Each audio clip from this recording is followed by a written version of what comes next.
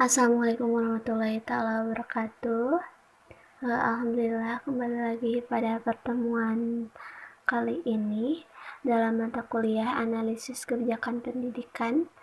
Di sini kami dari kelompok 5, saya Neng Siti Nurhadiah dan rekan saya Riki Sutarno dan juga Isma Sari akan mempresentasikan materi tentang Merdeka Belajar atau Kampus Merdeka. Nah, langsung saja ke pemateri yang pertama, yaitu Teh Isma Sari. Dipersilakan.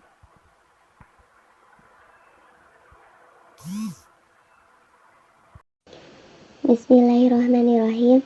Assalamualaikum warahmatullahi taala wabarakatuh.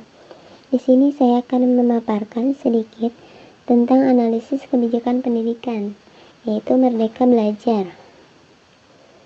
Apa sih Merdeka Belajar itu?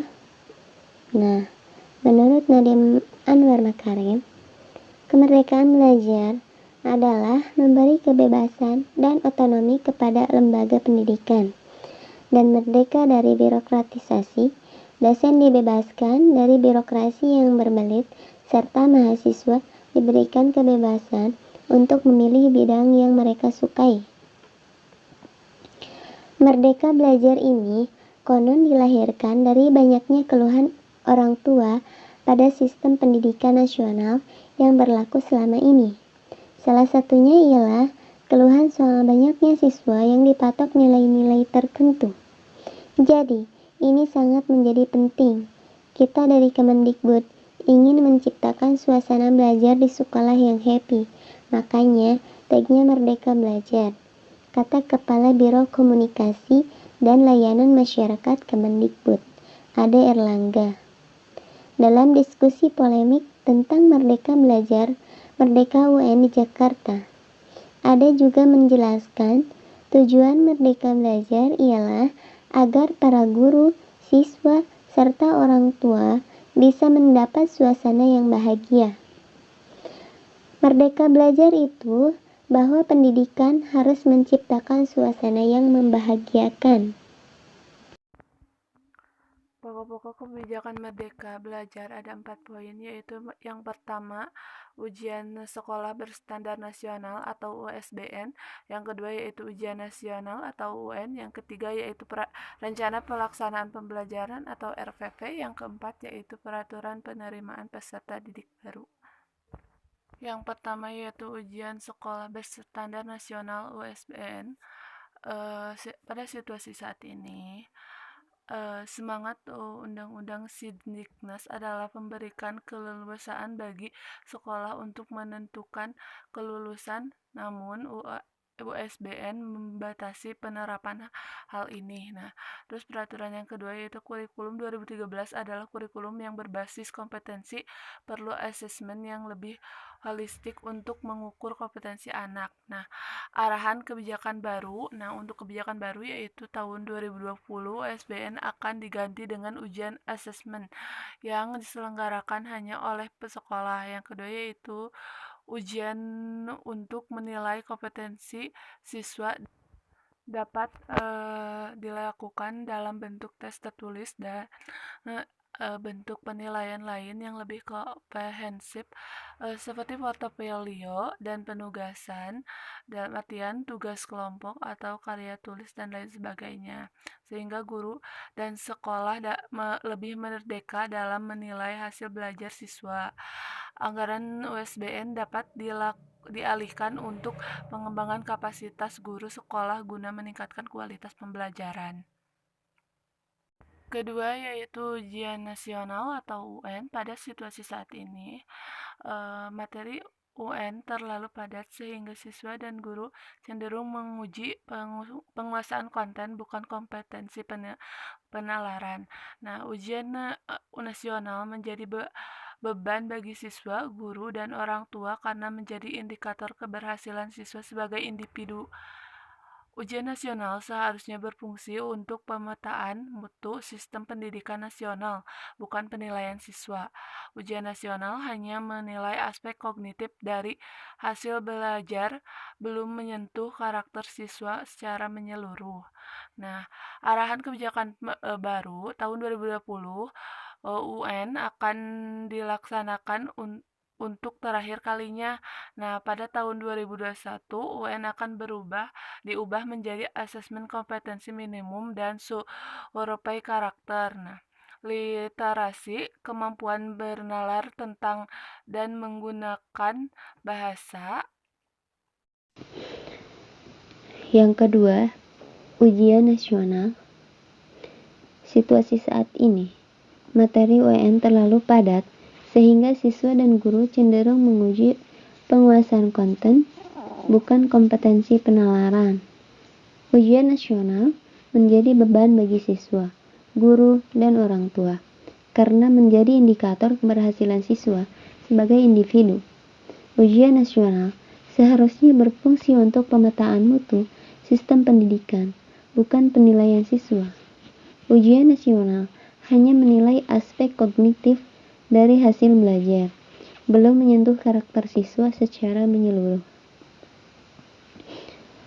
Arahan kebijakan baru tahun 2020, ujian nasional akan dilaksanakan untuk terakhir kalinya. Tahun 2021, ujian nasional akan diubah menjadi asesmen kompetensi minimum dan survei karakter.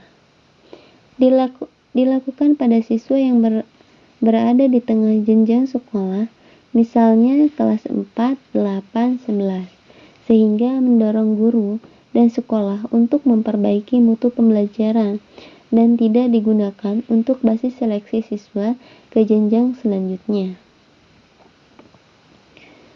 Mengacu pada praktik baik pada level internasional seperti PISA dan tim SS.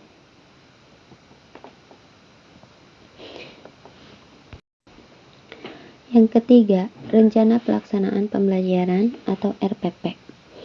Situasi saat ini, dalam format RPP, guru diarahkan untuk mengikuti format RPP secara kaku. Dalam komponen, RPP memiliki terlalu banyak komponen. Guru diminta untuk menulis dengan sangat rinci. Satu dokumen RPP bisa mencapai lebih 20 halaman. Untuk durasi penulisan. Penulisan RPP menghabiskan banyak waktu guru yang seharusnya bisa digunakan untuk mempersiapkan dan mengevaluasi proses pembelajaran itu sendiri. Nah, arahan kebijakan yang baru ini. Guru secara bebas dapat memilih, membuat, menggunakan, dan mengembangkan format RPP. Ada 3 komponen inti. Komponen lainnya bersifat pelengkap dan dapat dipilih secara mandiri. Yang pertama, tujuan pembelajaran. Kedua, kegiatan pembelajaran. Yang ketiga, asesmen. 1 halaman cukup. Penulisan RPP dilakukan dengan efisien dan efektif sehingga guru memiliki lebih banyak waktu untuk mempersiapkan dan mengevaluasi proses pembelajaran itu sendiri. Yang keempat, peraturan penerimaan peserta didik baru atau PPDB zonasi. Situasi saat ini, dalam rancangan peraturan, tujuan peraturan PPDB zonasi memberikan akses pendidikan berkualitas, mewujudkan tripusat pendidikan, sekolah, keluarga, masyarakat dengan bersekolah di lingkungan tempat tinggal. Pembagian zonasi. Jalur zonasi minimal 80%. Jalur prestasi maksimal 15%. Jalur perpindahan maksimal 5%. Nah, arahan kebijakan baru membuat kebijakan PPDB lebih fleksibel untuk mengakomodasi ketimpangan akses dan kualitas di berbagai daerah.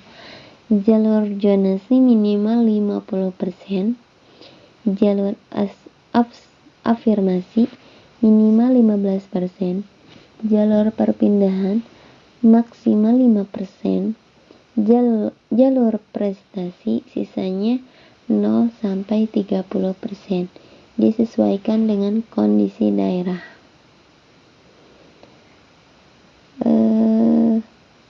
Lanjut, dalam implementasi peraturan terkait PPDB kurang mengakomodir perbedaan situasi daerah, belum terimplementasi dengan lancar di semua daerah, belum disertai dengan pemerataan jumlah guru. Arahan kebijakan baru, daerah berwenang menentukan provinsi final dan menetapkan wilayah zonasi. Pemerataan akses dan kualitas pendidikan perlu diiringi dengan inisiatif lainnya oleh pemerintah daerah seperti redistribusi guru ke sekolah yang kurang guru. Mungkin hanya itu yang dapat saya sampaikan. Saya kembalikan lagi kepada moderator. Mohon maaf bila ada kekurangan. Billahi taufiq wal hidayah. Wassalamualaikum warahmatullahi wabarakatuh. Pembahasan selanjutnya yaitu tentang kebijakan Kemendikbud, penciptaan karakter unggul, budaya akademik kolaboratif dan kompetitif di perguruan tinggi. Nah, di sini ada 6 poin. Yang pertama yaitu merdeka dalam belajar, yang berarti dengan PJJ atau pembelajaran jarak jauh atau online atau blended learning, dapat mengambil mata kuliah prodi lain di luar fakultas atau di kampus lain. Nah, yang kedua yaitu pengembangan kepemimpinan, kegiatan ekstrakurikuler untuk pengembangan kepemimpinan dan bekerja dalam tim agar terus dikembangkan. Nah, yang ketiga yaitu pendampingan dosen atau dosen penggerak dalam berbagai kegiatan seperti keagamaan, sosial budaya, olahraga, penelitian, dan lain-lain. Yang keempat yaitu general education atau pemahaman wawasan kebangsaan dan bela negara, itu termasuk dalam undang-undang, maksudnya pembahasan tentang Undang-Undang 1945, Pancasila, Bhinneka Tunggal Ika, dan NKRI. Poin kelima yaitu entrepreneurial mindset atau semangat juang, pantang menyerah. Nah, poin yang terakhir yaitu pembelajaran sepanjang hayat. Nah, di sini kita sadar bahwa dirinya harus menjadi belajar sepanjang hayat untuk tetap survive di setiap perkembangan zaman. Yang selanjutnya ada peningkatan kapasitas entrepreneurship, yaitu pentingnya peningkatan entrepreneurial mindset mahasiswa. Nah, di sini ada 4 tahap, yaitu pertama berpengetahuan atau entrepreneur mindset, employability skills. Nah, di sini akan masuk ke dalam berkontribusi pada pembangunan daya saing bangsa. Nah, tahap kedua yaitu berlatih di kampus. Tahap ketiga yaitu merintis mitra, dan tahap terakhir yaitu wirausaha sukses. Selanjutnya ada pentingnya perolehan sertifikat selain ijazah. Nah, di sini juga mahasiswa wajib memiliki sertifikat kompetensi untuk meningkatkan employability seorang mahasiswa. Nah, di sini sudah ada contohnya seperti yang digambar. Ini tentang Google, Apple. Perusahaan besar seperti Google, Apple, dan IMB tidak lagi membutuhkan pelamar dengan gelar sarjana, melainkan mereka yang memiliki pengalaman mengikuti pelatihan coding atau kelas kejuruan yang terkait langsung dengan industri. Itu contohnya. Selanjutnya yaitu interpretasi Kemendikbud terhadap visi Presiden SDM unggul. Nah, merdeka dalam belajar. Maksudnya adalah prodi yang dipelajari menjadi starting point.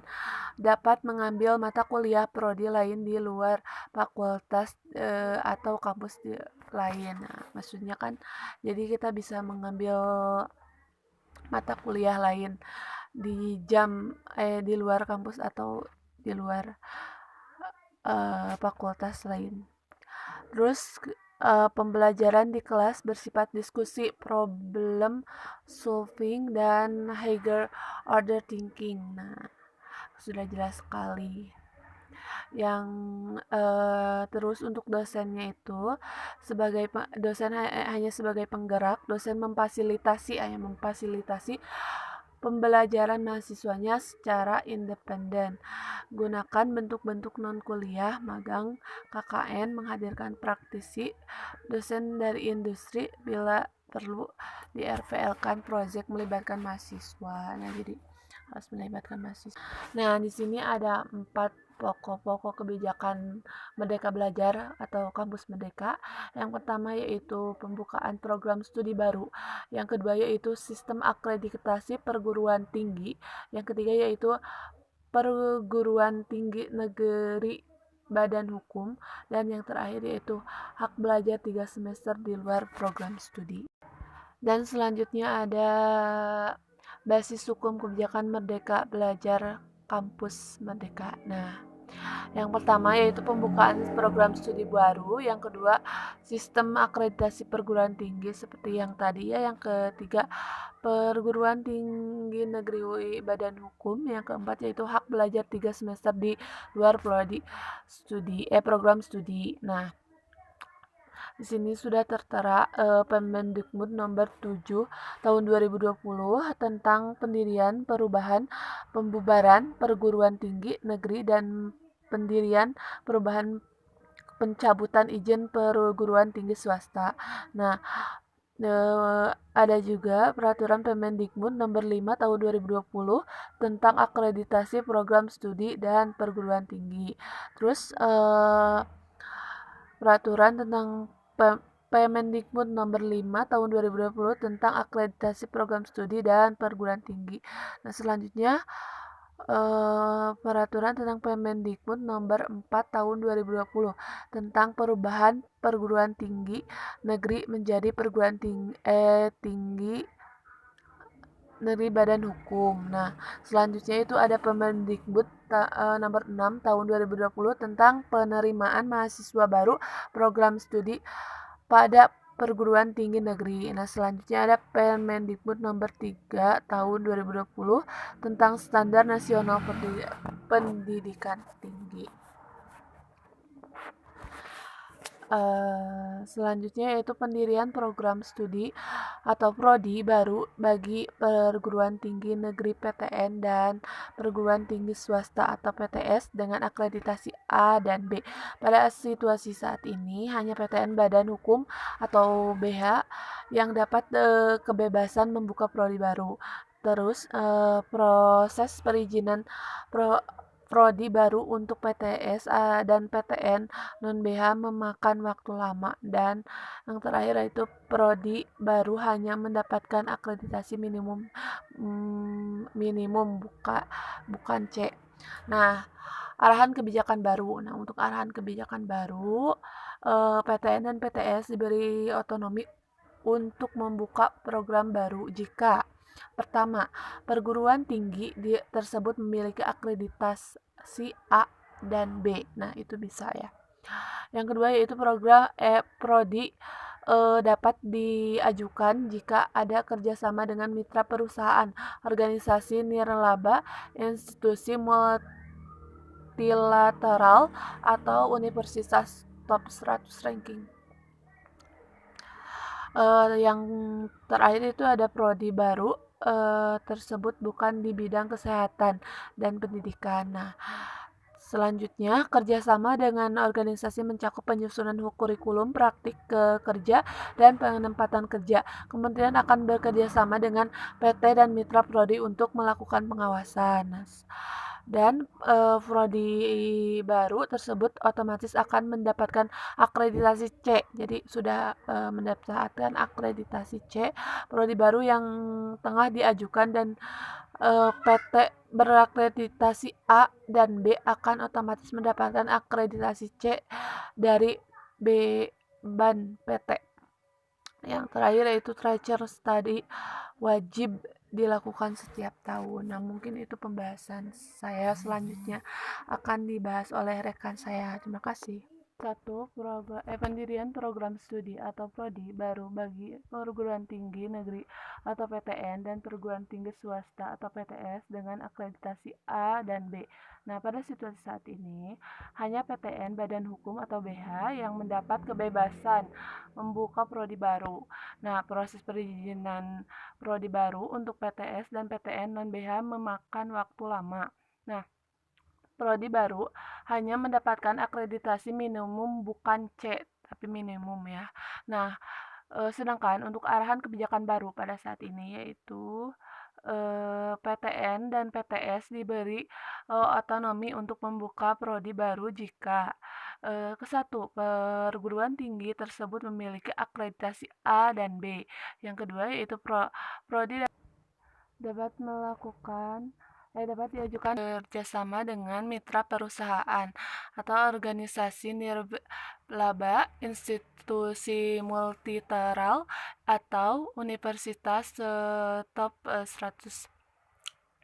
Terus kerjasama dengan organisasi mencakup penyusunan kurikulum, praktik kerja, dan penempatan kerja. Kementerian akan bekerja sama dengan PT dan mitra prodi untuk melakukan pengawasan.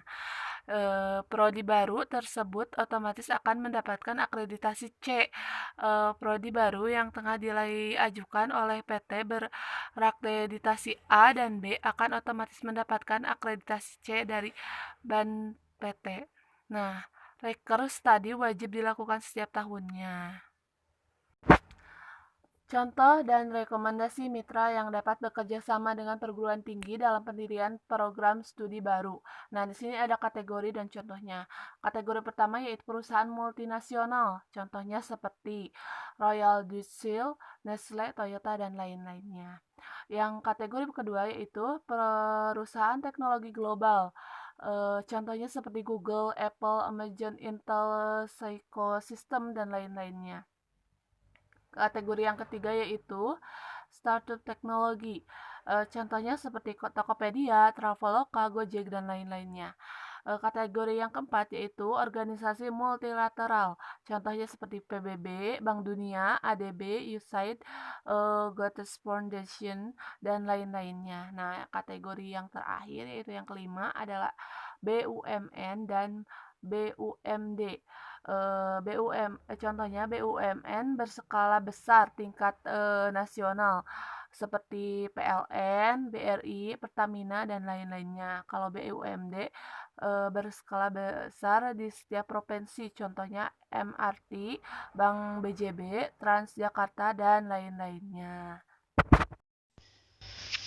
Selanjutnya kebijakan Kampus Merdeka yang kedua adalah reakreditasi bersifat otomatis untuk seluruh peringkat dan bersifat sukarela bagi perguruan tinggi dan prodi yang sudah siap naik peringkat akreditasi. Nah, situasi saat ini adalah semua perguruan tinggi dan prodi wajib melakukan proses akreditasi setiap 5 tahun.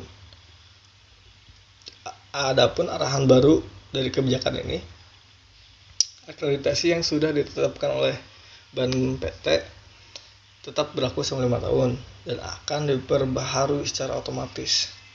Perguruan tinggi yang terakreditasi B atau C dapat mengajukan kenaikan akreditasi kapanpun secara sukarela. Nah, yang kedua, proses akreditasi dapat berjalan sampai dengan 170 hari di perguruan tinggi dan 150 hari di prodi untuk situasi saat ini.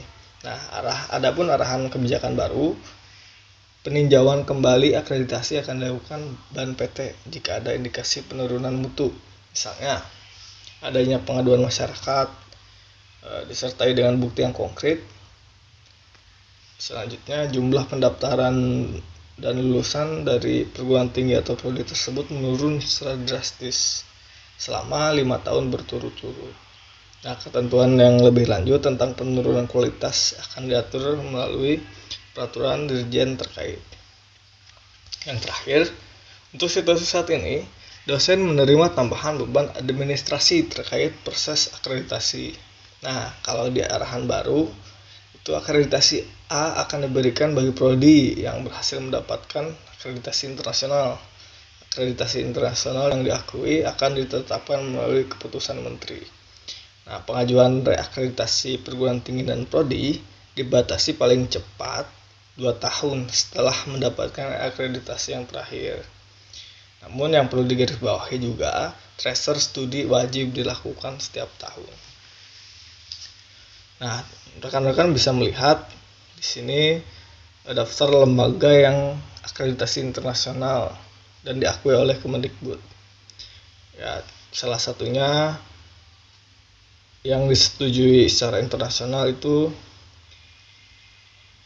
EQAR, Europa Quality Assurance Register for Higher Education, CHEA, Council for Higher Education Accreditation, dan lain-lain. Nah, adapun lembaga akreditasi yang tidak terdaftar dalam persetujuan internasional yaitu HKCAAVQ, HEEACT, TEQSE, dan lain-lain. Nah, selanjutnya adalah yang ketiga dari kebijakan Kampus Merdeka adalah kebebasan bagi PTN, Badan Layanan Umum, dan Satuan Kerja untuk menjadi PTN Badan Hukum. Nah, untuk situasi saat ini, perguruan tinggi negeri atau PTN harus mendapatkan akreditasi A sebelum menjadi PTN BH.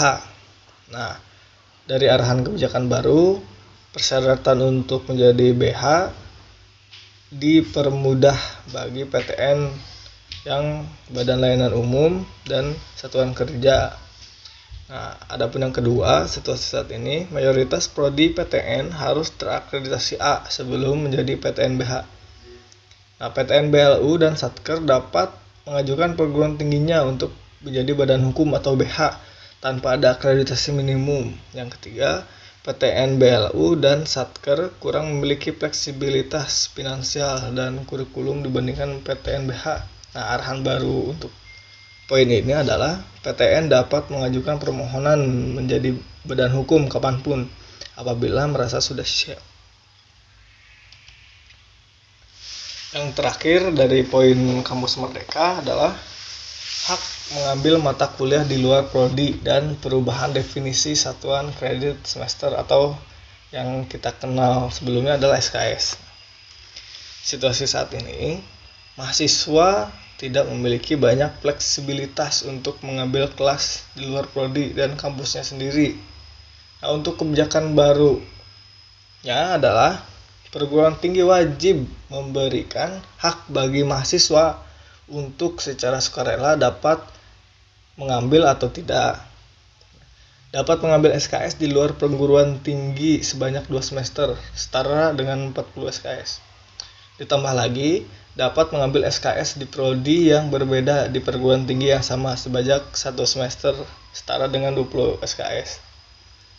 Nah, poin yang kedua, untuk situasi saat ini, bobot SKS untuk kegiatan pembelajaran di luar kelas sangat kecil dan tidak adil bagi mahasiswa yang sudah mengorbankan banyak waktu.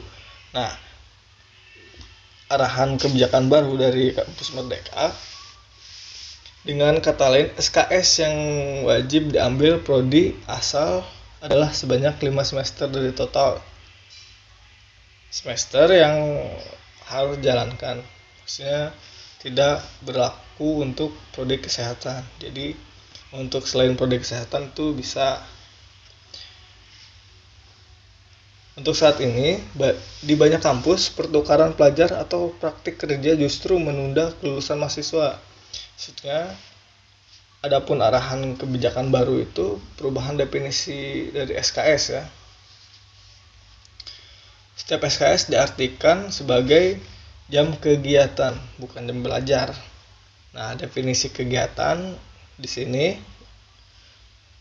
belajar di kelas, bukan praktek atau magang. Itu pertukaran pelajar, proyek di desa, wirausaha, riset, studi independen, dan kegiatan mengajar di daerah terpencil. Semua jenis kegiatan terpilih harus dibimbing seorang dosen. Nah, dosennya itu sendiri ditentukan oleh perguruan tinggi. Nah, yang terakhir adalah daftar kegiatan yang dapat diambil oleh mahasiswa dalam 3 semester di atas. Dapat dipilih dari yang pertama, program yang ditentukan pemerintah. Yang kedua, program yang disetujui oleh rektor. Nah, maksud dari contoh kegiatan mahasiswa yang dapat dilakukan di luar kampus asalnya itu pertama, magang atau praktek kerja. Nah, penjelasan dari ini adalah kegiatan magang di sebuah perusahaan, yayasan nirlaba, organisasi multilateral, institusi pemerintah maupun perusahaan rintisan, dengan catatan wajib dibimbing oleh seorang dosen atau pengajar. Yang kedua, kegiatan proyek di desa. Nah, penjelasan dari proyek di desa ini untuk membantu masyarakat di pedesaan atau daerah terpencil dalam membangun ekonomi rakyat, infrastruktur, dan lain-lain. Dengan catatan, dapat dilakukan bersama dengan aparatur desa, misal kepala desa, bumdes, koperasi, atau organisasi desa lainnya. Nah, kegiatan yang ketiga itu mengajar di sekolah. Kegiatan mengajar di sekolah dasar, menengah, maupun atas selama beberapa bulan. Sekolah dapat berada di lokasi kota maupun terpencil, maksudnya di desa-desa terpencil gitu. Dengan catatan, program ini akan difasilitasi oleh Kemendikbud. Nah, difasilitasi oleh Kemendikbud. Yang keempat, kegiatan yang dapat dilakukan di luar kampus asal, pertukaran pelajar. Maksudnya mengambil kelas atau semester di perguruan tinggi luar negeri maupun dalam negeri berdasarkan perjanjian kerjasama yang sudah diadakan pemerintah. Dengan catatan, nilai dan SKS yang diambil di perguruan tinggi luar akan disetarakan oleh perguruan tinggi masing-masing. Yang kelima, penelitian atau riset. Maksudnya kegiatan riset akademik baik sains maupun sosial humaniora yang dilakukan di bawah pengawasan dosen atau peneliti. Nah, dengan catatan dapat dilakukan untuk lembaga riset seperti LIPI atau BRIN. Yang keenam, kegiatan wirausaha. Nah, mahasiswa mengembangkan kegiatan wirausaha secara mandiri gitu. Dibuktikan dengan penjelasan, proposal, kegiatan kewirausahaan, dan bukti transaksi konsumen atau slip gaji pegawai. Dengan catatan wajib dibimbing oleh dosen atau pengajar ya. Yang ketujuh, studi atau proyek independen. Mahasiswa dapat mengembangkan sebuah proyek berdasarkan topik sosial khusus ya, dan dapat dikerjakan bersama-sama dengan mahasiswa lain. Nah, dengan catatan wajib juga dibimbing oleh dosen. Yang terakhir, proyek kemanusiaan. Nah, kegiatan sosial untuk sebuah yayasan atau organisasi kemanusiaan yang disetujui oleh perguruan tinggi, baik di dalam maupun luar negeri. Contoh organisasi formal yang dapat disetujui rektor, misalnya Palang Merah Indonesia, Mercy Corps, dan lain-lain. Nah, ada pencatatan dari semua kegiatan wajib dibimbing oleh seorang dosen atau pengajar. Adapun kegiatan yang berada di luar perguruan tinggi asal, misalnya magang atau proyek desa, dapat diambil sebanyak 2 semester atau secara dengan 40 SKS. Terima kasih banyak atas perhatiannya. Kami dari kelompok memohon maaf jika memang masih banyak kekurangan dalam penyampaian materi hari ini. Terima kasih banyak. Assalamualaikum warahmatullahi wabarakatuh.